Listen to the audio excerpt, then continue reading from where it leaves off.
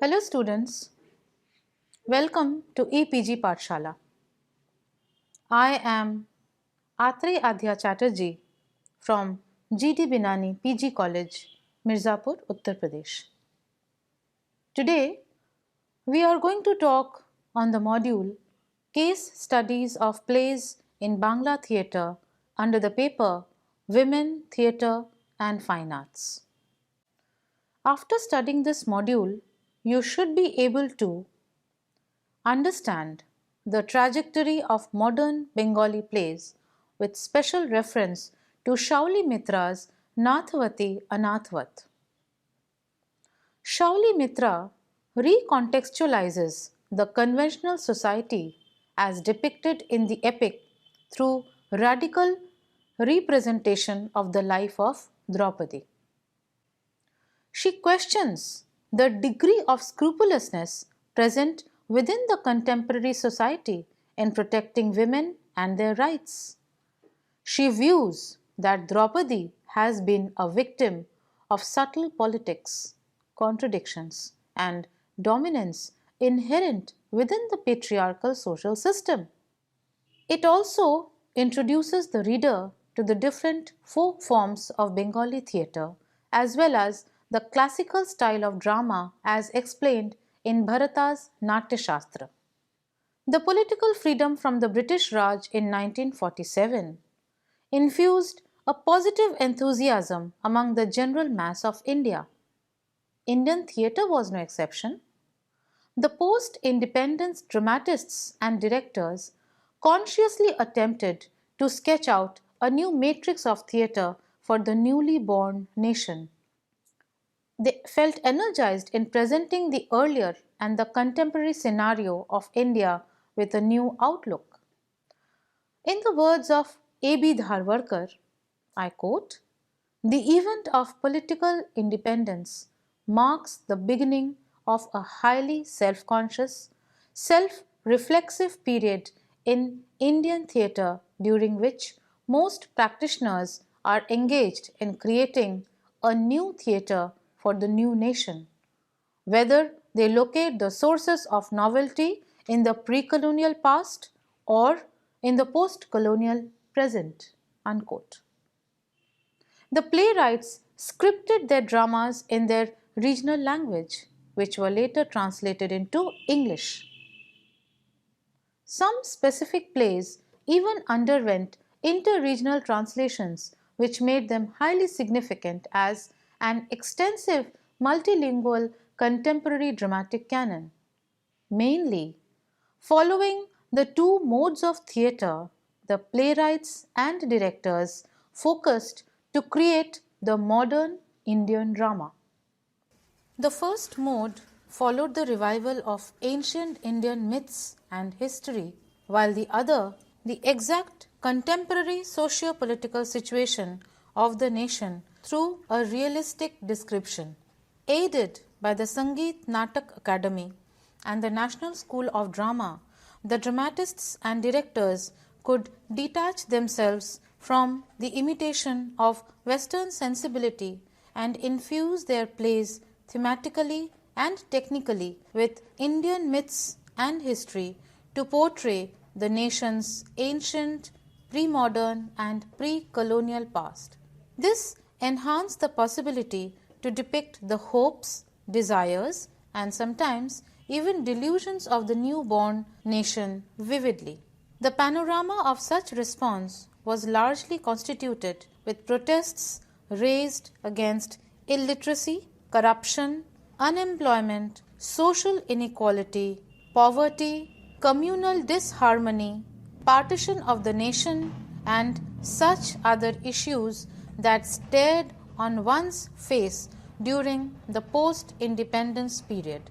Sometimes the writers also went beyond their national identity and wrote about the global threats like nuclear warfare, the Cold War, and several such instances throughout the world where humanism was challenged by man's own inhuman activities.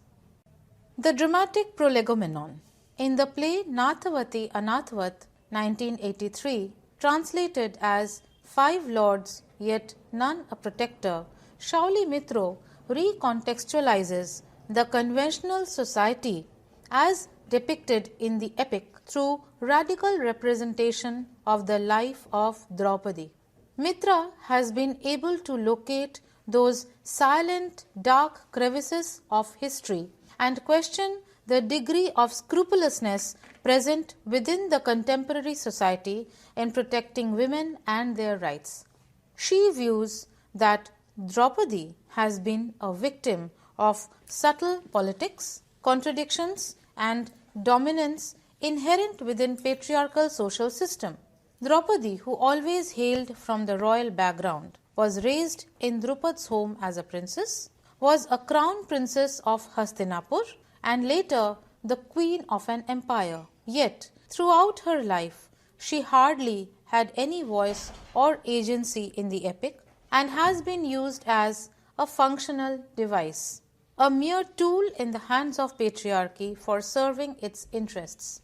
She was a perfect example of the gendered subaltern, as said by Ashcroft, a concept that Gayatri Chakravarti Spivak refers to in her famous essay of Can the Subaltern Speak?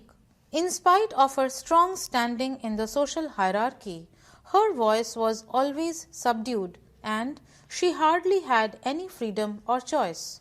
Moreover, she has been repeatedly blamed for certain incidents in the epic and often been cited as the main reason of the war. Thus, she remains as one of the most tragic figures of the Mahabharata till the end. Draupadi's evaluation has never been done properly in traditional studies and interpretations of the Mahabharata. More has presumably remained concealed rather than what has been expressively told about her. Vyas has not explicitly delineated Draupadi's innate desires, aspirations, and frustrations in the epic. Only much later she has been treated as a character worthy of exploration. Many feminist and deconstructive interpretations have put Draupadi back on the human pedestal. Since the latter half of the 20th century, several new intellectual and critical approaches in the factual analysis of the epic employed by the scholars in and outside India have facilitated in rediscovering its characters and reinterpreting them from different perspectives. It ensures to bring into light those characters which had been historically and traditionally considered insignificant. Iravati Karve's book Yuganta in 1962 is a noteworthy evidence of such a new line of thinking. She has re-evaluated and critically analyzed the female characters of the Mahabharata like Gandhari, Kunti and Draupadi from a feminist perspective. Influenced by Karve's analysis, Shauli Mitro wrote the play under discussion here. The exegesis. A critical analysis of Mitra's play helps us to comprehend the legitimacy of Vyasa's notion of Draupadi as Nathavati Anathavat. The Sutradhar, right at the beginning of the play, says, "The words of the Mahabharata are ineffable like Amrita. In every age there unfold new meanings from the old." This statement can be considered as the central revisionist motive of the play. A recapitulation of the events of the Mahabharata is not the only function of the Sutradhar. In fact, this little rhyme suggests that though the play is based on the Mahabharata, it differs significantly in its interpretation of the main events. It also reveals that a text unfolds several new dimensions in its interpretation with the passage of time. Interestingly, diverging from the tradition, the Sutradhar in this play, Sutradhar is termed as Kathak, is a female who empathizes with Draupadi and hence conveyed her side of the story to the audience. In the prologue, the Kathak unfolds the thematic crux of the play. It brought to mind the story of a queen yet not a queen, an empress yet not an empress, mistress of a kingdom yet a queen without a kingdom. The tale of a helpless woman who had everything yet nothing. It is clear that Draupadi is going to be visualized in this play as a helpless woman devoid of her grandeur and aura of a royal princess. It reflects the irony of her situation. She might be a princess, but simultaneously one of the weakest characters in the epic. Draupadi's first appearance in the Mahabharata took place in the Swayamvar Sabha at the Panchal kingdom.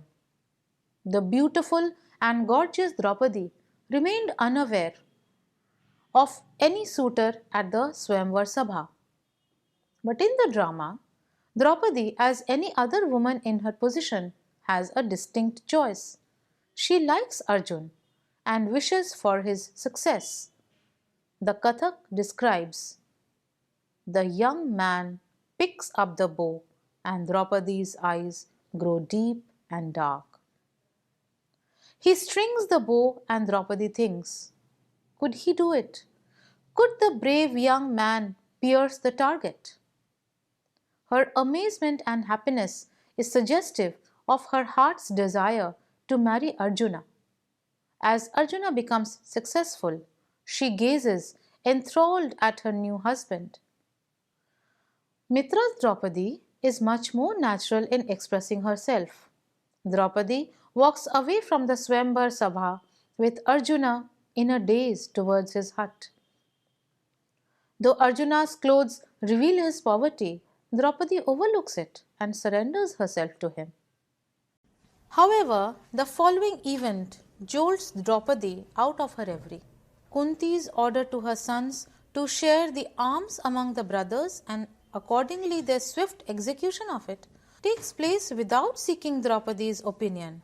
Mitra shows that how Draupadi is taken aback and not at all comfortable with this decision, and how it is not possible for her to love her 5 husbands equally. Later, it is seen as a consequence of this, she cannot reach the heavenly abode physically. According to the Kathak, having already been inclined to Arjun, Draupadi never wished to adjust to a new setup involving 5 husbands. This is her subversion of the decision thrust upon her by the unified patriarchy. The Kathak comments, no, she probably didn't, for if she did, if she loved all the brothers equally, then what would have happened? Then she would have gone straight to heaven. But no, she didn't. And why not?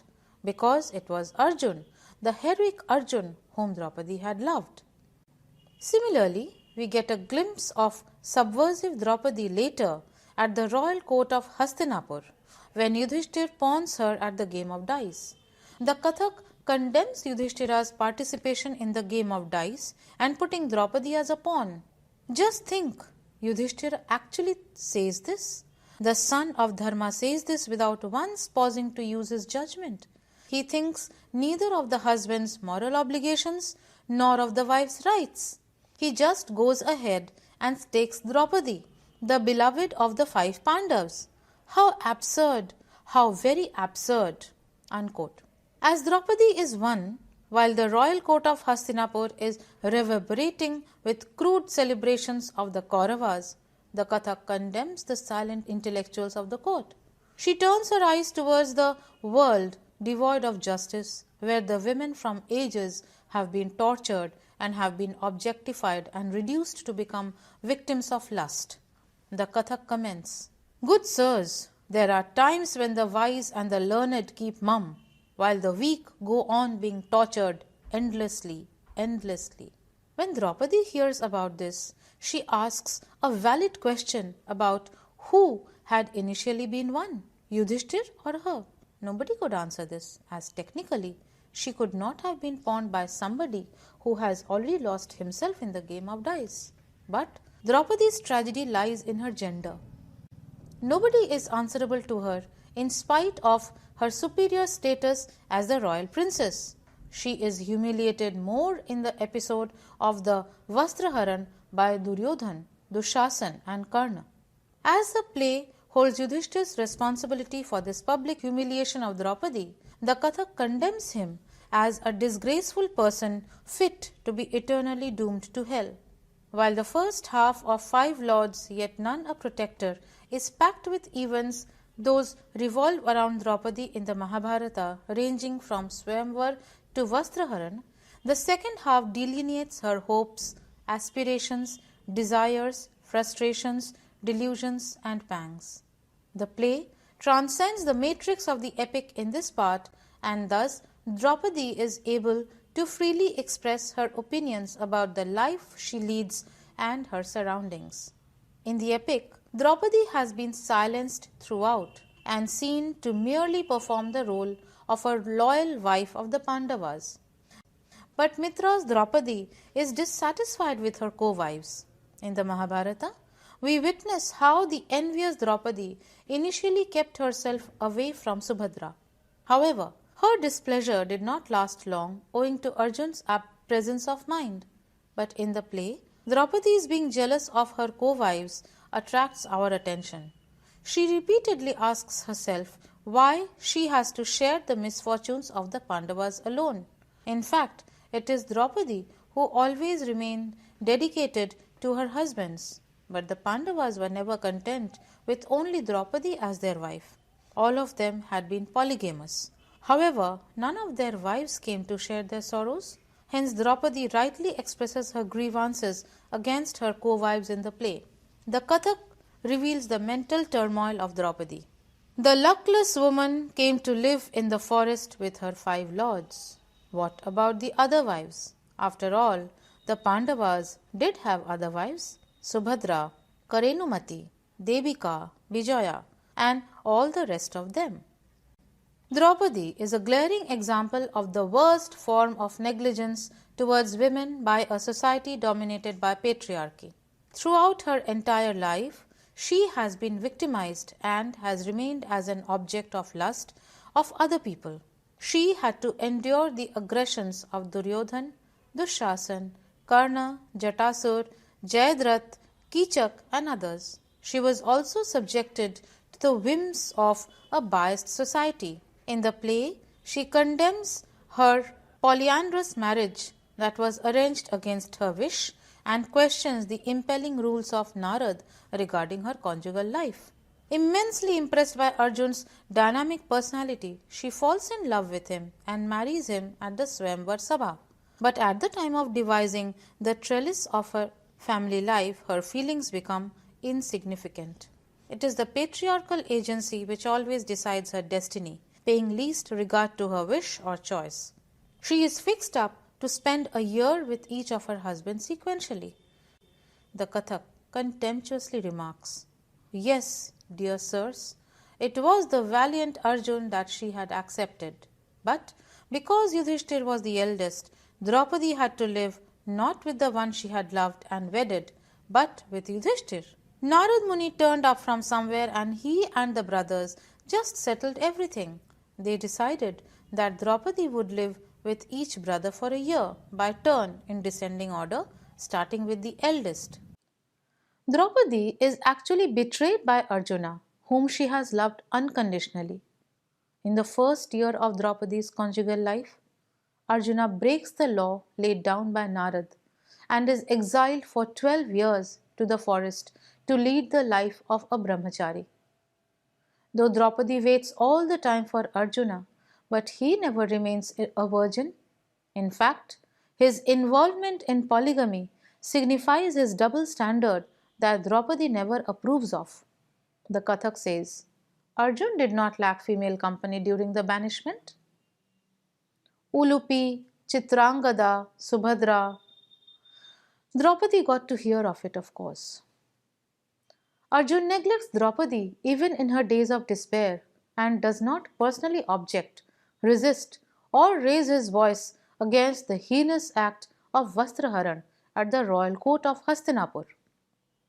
On the contrary, he recites codes of conduct and restrains the enraged Bhim, who was going to burn Yudhishthira's hands for his offense of playing dice and pawning Draupadi against it.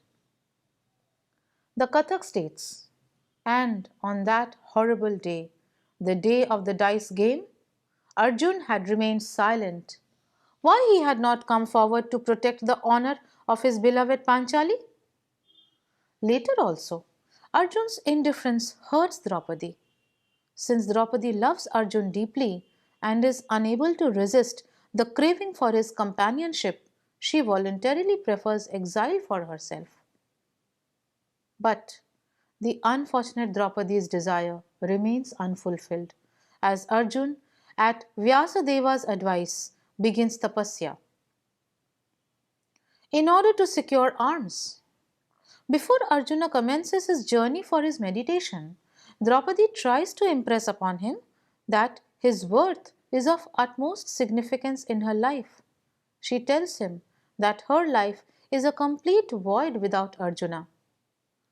Parth, your brothers may find consolation in discussing your feats, but when you are away for long, I can find no joy in anything, neither in wealth, nor in pleasures, nor even in living. But Arjuna did not have time to listen and comfort her. If Arjun is indifferent to Draupadi, his eldest brother, Dharmaraj Yudhishthir does not do justice to her either. In the play, she repeatedly condemns him for his acts. She blames Yudhishthir for his addiction to the game of dice, which was responsible for their banishment and exile. She tries to excite the Kshatriya instincts of Dharmaraj, urging him to take steps to undo the wrongs done against her and to repossess the conquered kingdom. And I am the daughter of Drupad, the daughter-in-law of the great Pandu, the sister of Drishtadumna. I am the wife of lords fathered by the gods themselves. Why am I in this state? Why have I to endure this misery? Though Yudhishthir performs a Rajasuya Yagya and becomes an emperor of Aryavart, he could never become an ideal husband to Draupadi. During the Agyatavas, Draupadi falls as a prey to Kichak's lust. Kichak drags her to the court, holding her by the hair, and then kicks her. However, Yudhishthir, in spite of being present at the court, does not take any action to save her. Moreover, he gives her a cold advice and ensures the safety of his own disguise. In the later stage of the play, we find Draupadi following her husbands in the journey of Mahaprasthana. Even here she has been humiliated by Yudhishthir. When she grows tired and falls, Yudhishthir cites the reason for her fall, which is her partiality as a wife towards Arjun. Even at this instance, Draupadi feels that Dharmaraja has again insulted and judged her wrongly. He overlooks, as usual, the fact that it was Draupadi who had been forced to accept a life with 4 husbands against her wish. The Kathak mentions, she remembers everything, everything. When she had to accept 5 husbands, didn't her anguish affect Yudhishthir? Even Draupadi's friend Krishna could not escape her indignation. Towards the culmination of their Vanvas, Draupadi challenges Krishna, who proclaimed himself as a well-wisher. In a state of fury, she complains to him about the incident of her Vastraharan at Hastinapur and says, "Do I have no one, Krishna? None? Not even you?" The obscene guffaws of the Kauravas, the taunts of Karna still ring in my ears. Though the men she trusted continue to disillusion her, it was Bhim who remains Draupadi's only relief and comfort in the play. In the concluding part of the play, in a lonely, distressed state, Draupadi responds to an exhausted yet tender summon of Bhim and thus discovers her soul mate in him. She finds in Bhim the ever-desired ideal husband of any ordinary woman who would love her, listen to her, sympathize with her, and would protect her from all hazards. She traces a future reincarnation, distinctly promising her of happiness in Bhim's refuge. She says, "Be mine in my next birth, Bhim. I want only you to be mine. I will be able to sleep in peace with my head resting on your lap." Another aspect that Mitra highlights in her play is Draupadi's motherhood that has hardly been discussed in the epic. Here, Draupadi strongly exhibits her maternal love and anxiety for her children. In exile, she passes hours wondering about the well-being of her children. She cannot accept the nomadic nature of her children's lives, whose residence is being continuously switched from Dwaraka to Panchal and vice versa. The Kathak aptly brings out the agony of a mother. And she too has 5 sons now. They were at times with Subhadra at Dwarka, at times with King Drupad at Panchal. Dear God, Draupadi burns inside, her eyes blaze, and then, with her untied, untended hair and torn, dishevelled clothes, she looks like a mad woman. As her husbands fail to get justice for her, Draupadi turns towards her children to bring in the elusive justice. After their exile for 13 years, when the Pandavas decide to send an ambassador to Hastinapur to avoid war, Draupadi becomes furious. She tells Krishna, the ambassador of peace, that she no longer trusts her husbands to avenge for her insults. Rather, she relies upon her 5 sons to avenge her humiliation and suffering. Remember, Krishna, if all of you forget my humiliation, I shall have my 5 sons. They will avenge their mother. It is to Shauli Mitro's credit that Draupadi has become a character in the place of a mere pawn in the Mahabharata proper. In the epic, she is never portrayed as a human, either being elevated to the stature of a Devi. Remember Vyasadeva's description of her when she came out of the Yagya fire, or demeaned as a witch when she was held responsible for the war between the Pandavas and the Kauravas. These extreme portrayals have stripped her of any human emotions.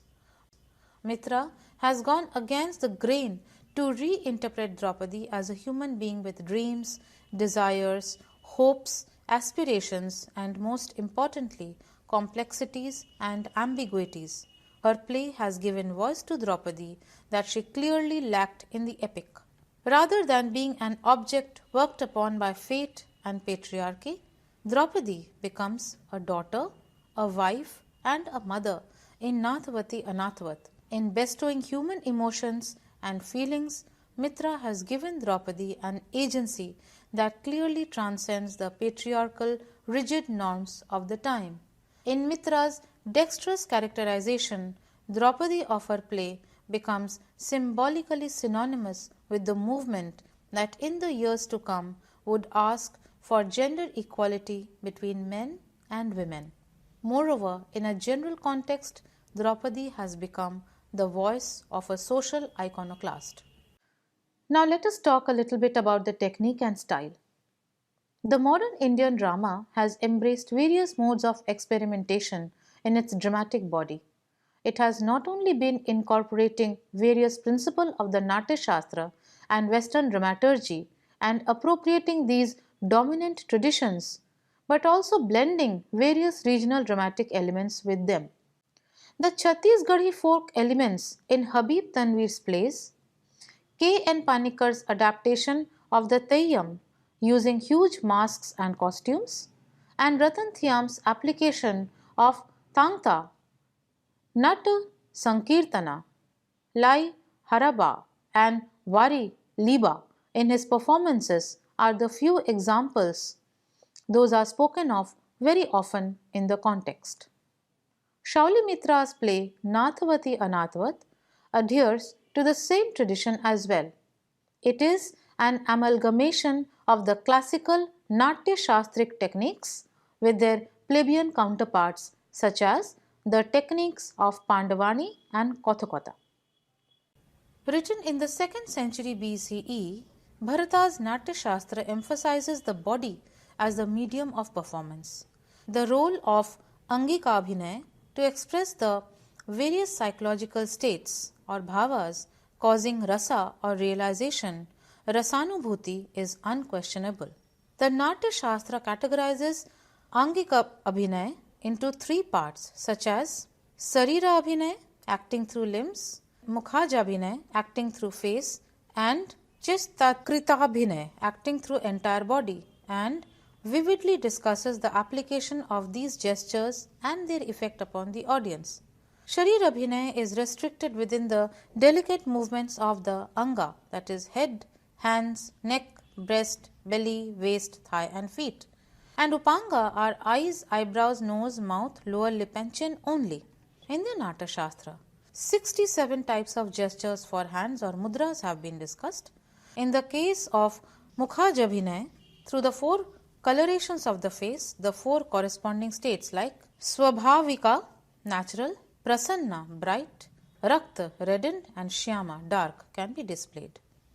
In her mono acting, the narrator of Nathvati Anathvat exploits the techniques of Angik Abhinay. At the time of portraying the characters and the incidents of the Mahabharata through her acting and narration, she incorporates different Natya Shastric body movements and facial expressions. Critic S. D. Desai identifies the use of mudras, upangasa sanchalan or delicate movements of the upangas, and mukhajabhinay in the opening scene of the play. He describes, I quote, "The curtain opens on the chorus seated in line above with the singing narrator facing them, her back to the audience. In a few moments, she turns to the audience and begins narrating the tale of a beautiful princess who lost everything she seemed to gain and had her sensibility unimpaired. Shauli, while portraying Draupadi, narrates, sings, dances, acts. She uses both vertical and horizontal movements. She squats, reclines, stands, rests herself against the wall, jumps and stumbles.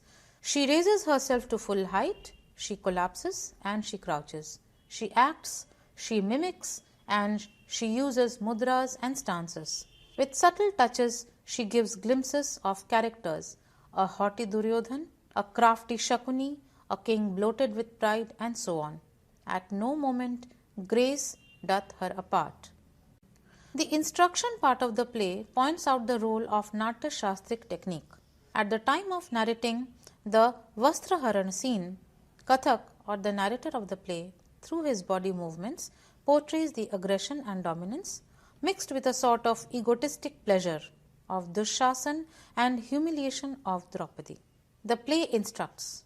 The Kathak's gestures indicate that Dushasan has dragged her by the hair to the court and now throws her down in the middle of it. The Kathakar crashes to the floor, downstage in the middle. The play also depicts the application of Mukhajabhinay to highlight the various psychological stages of the characters. In the first part of the play, at the time of describing the Swayamvar Sabha of Draupadi, Kathak employs Mukhajabhinay to portray the anxiety and hope of Drishtadumna. The play instructs. The Kathak shows how, getting no response, Drishtadumna grows paler, his voice trails off, but then he seems to think of a new possibility and brightens up, saying. More examples can be cited from the instruction part when Kathak reveals Draupadi's likings for Arjun and her excitement when Arjun is piercing the target. The play instructs. I quote, "The Kathak is now in the middle of the stage, sitting down, and becomes Draupadi. She acts as though she can see Arjun in a little distance away, above the heads of viewers, diagonally to the left. Draupadi's gaze deepens. She sways between hope and despair. Can he do it? Can he? Suddenly there comes the twang of a bowstring from the chorus, and a swift octave is played on a string instrument. Draupadi's face begins to glow. The next instant, she becomes the Kathak and resumes the story excitedly." Unquote. Pandavani narrates the story of the Pandavas. It is a form that imbibes the lyrical ballad tradition. It has a lead artist who is supported by singers and musicians, a hallmark of the Indian performative practices. Kapalik and Vedamati are the two narrative styles in this tradition. While the Kapalik, structured on the Mahabharata, has elevated Bhim to the heroic pedestal, the Vedamati style is a simple narration of the same grand narrative by the primary narrator seated on the ground, a performance in the form of tale-telling. No doubt, Kapalik has necessarily enthralled Mitra, the choice being clearly due to its dramatic versatility, a performative space where she had found a happy conjugality of the epic and the popular. It is a form which, probably in its unconscious, celebrated the subversive, the counterculture, and thus suited her purpose. In Pandavani, the singer-narrator also plays a pivotal role. The singer-narrator may break into an impromptu dance at significant points of the narration, like completion of an episode or celebration of a victory. No props are used in this form of theatre. The singer is usually supported by a group of performers on the harmonium, tabla, dholak and majira. 2 or 3 singers provide the refrain and vocal support. Each singer has a unique style of singing which comes from nuances like adding local words, improvising or providing an insight into the story. The general instruction of the play identifies the features of Pandavani in it. It asserts the narrator as the nucleus of the play and a group of musicians as the chorus. As the stage direction informs, the girl addresses the audience as Babu Mashai, good sirs, which reveals her rural background. But she is not uneducated. She knows the names of Pandits and seems to be quite familiar with their analysis. Perhaps she has only heard of these.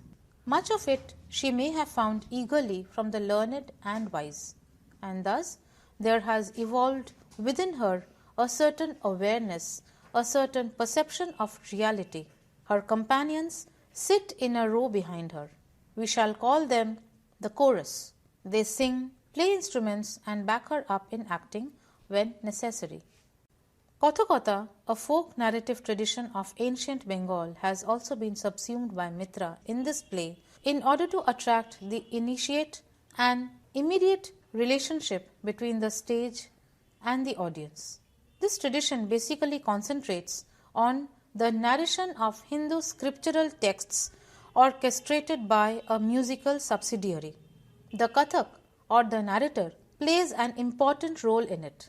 The Kathak, supported by a group of musicians, analyzes Hindu scriptural stories hemmed with didactic overtones.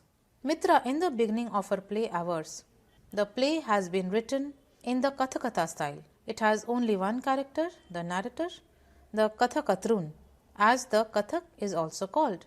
The young woman has something to say, and what she wants to say is conveyed through the story of Draupadi, one of the main characters of the Mahabharata. She is only the narrator, not one of the characters, and it is her style of storytelling that takes the play forward. Mitra does not conform to any specific aesthetics of drama. She asserts that the sensible diffusion of the great and the little traditions eventually enabled her to construct an aesthetically novel personal tradition, and this tradition of her stands apart from the traditions of those she has incorporated. She has presented older traditions through subversion and revision in order to uphold her feminist cause. So students, let us now summarize what we have learnt in this module. In the play Nathavati Anathvat, written in 1983, Shauli Mitra recontextualizes the conventional society as depicted in the epic through radical representation of the life of Draupadi. We have seen that Mitra views Draupadi as a victim of subtle politics, contradictions, and dominance inherent within the patriarchal social system. Throughout her life, Draupadi hardly had any choice or agency in the epic and had been used as a functional device. She was a perfect example of the gendered subaltern. We have seen that Mitra has gone against the grain to reinterpret Draupadi as a human being with dreams, desires, hopes, aspirations, and most importantly, complexities and ambiguities. Her play has given voice to Draupadi that she clearly lacked in the epic.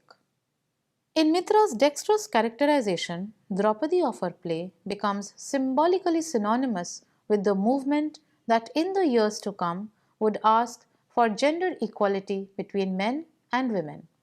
Thank you.